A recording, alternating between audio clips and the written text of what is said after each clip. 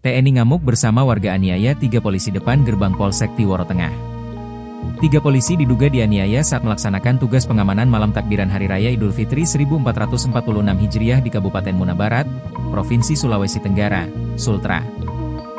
Insiden penganiayaan terjadi pada Senin, 31 Maret 2025, sekitar pukul 00.30 WITA di depan kantor Polsek Tiworo Tengah, Desa Wapae, Kecamatan Tiworo Tengah, Kabupaten Muna Barat. Kejadian bermula saat sejumlah warga kedapatan menggeber-geber sepeda motor di depan kantor Polsek Tiworo Tengah. Ketika petugas mencoba mengamankan mereka, situasi tiba-tiba berujung pada aksi pemukulan terhadap beberapa anggota polisi. Diduga pelaku penganiayaan adalah warga dan oknum TNI. Dari video yang diterima tribunnews.sultra.com, dalam kelompok penyerangan tampak 2 pria bertubuh tegap dengan cukuran cepak menyerang personel kepolisian. 2 pria cepak tetap melancarkan serangan tinju kepada personel polsek, meski dilerai masyarakat lainnya. Dalam insiden tersebut, 3 anggota kepolisian menjadi korban pengeroyokan hingga mengalami pendarahan.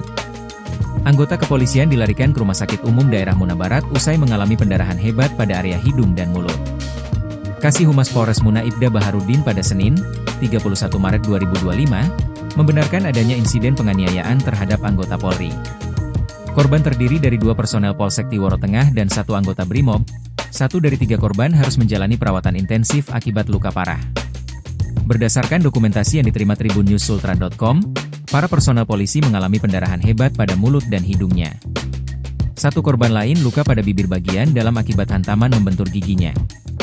Kini para korban mendapat perawatan medis akibat insiden penganiayaan tersebut.